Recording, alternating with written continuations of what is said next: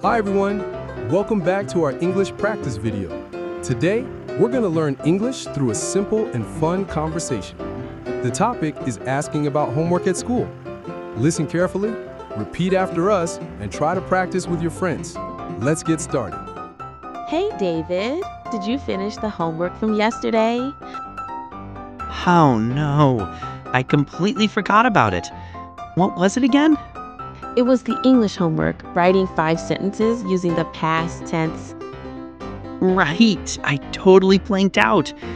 Can you show me yours? I can show you, but don't copy it word for word. Don't worry, I just need an idea. Okay, here's one of mine. Yesterday, I played basketball with my friends. Ah, that's easy. So I can write, yesterday, I watched TV at home. Exactly, see? Not so hard. You're a lifesaver, Anna. Without you, I'd be in big trouble. Hurry up, the teacher is coming. Great job, everyone. You've just practiced an English conversation about homework at school. Remember, practice makes perfect. Try to use these sentences with your classmates or friends. See you.